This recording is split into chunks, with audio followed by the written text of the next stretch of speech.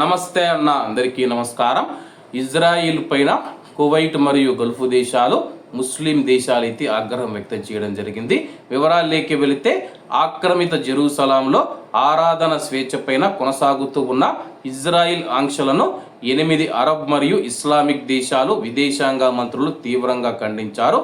ఈ చర్యలు అంతర్జాతీయ చట్టాన్ని మరియు పవిత్ర స్థలాల చారిత్రక యథాతథ స్థితిని ఉల్లంఘిస్తున్నాయని పేర్కొంటూ వాటిని తక్షణమే నిలిపివేయాలని చెప్పేసి ఖతారు, జోర్డాను, UAE, Indonesia, Pakistan, Turkey, Saudi Arabia, Egypt మరియు కువైట్ దేశాల విదేశాంగ మంత్రులు సంయుక్త ప్రకటన విడుదల చేశారు.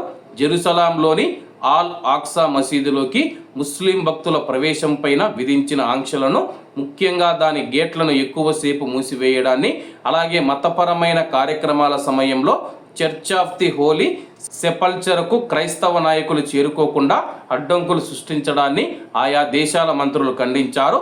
జెరూసలాంలోని ఇస్లామిక్ మరియు క్రైస్తవ పవిత్ర స్థలాల వద్ద ఉన్న చట్టపరమైన మరియు చారిత్రక యథాస్థితిని మార్చే ప్రయత్నాలను వారు తిరస్కరించారు. ఇటువంటి చర్యలు అంతర్జాతీయ మానవతా చట్టాన్ని ఉల్లంఘించడమే కాకుండా ఆరాధన స్వేచ్ఛ హక్కును హరించి వేస్తాయని చెప్పి వాళ్ళు తెలిపారు. ఇజ్రాయిల్కు ఆక్రమిత తూర్పు జెరూసలాం పైన ఎటువంటి సార్వభౌమాధికారం లేదని చెప్పి కువైట్ మరియు గల్ఫ్ దేశాలు పునరుద్ఘాటించాయి.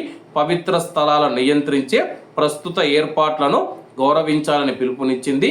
ముస్లింలకు ఆల్ హరం, ఆల్ షరీఫ్గా సుపరిచితుడైన ఆల్ అక్సా మసీదు ప్రాంగణం మొత్తం జోర్డాన్ ఆధ్వర్యంలోని అఫ్కాఫ్ అధికారుల పరిపాలనలో ప్రత్యేకంగా ముస్లింల ఆరాధనా స్థలంగా కొనసాగుతుందని కూడా స్పష్టం చేశారు.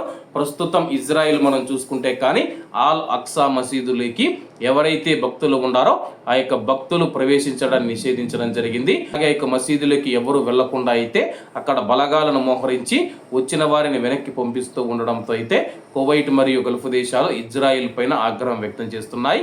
కాబట్టి అందరూ బాగుండాలి, ఎందులో మనం ఉండాలి. అందరికీ నమస్తే అన్న, జై హింద్.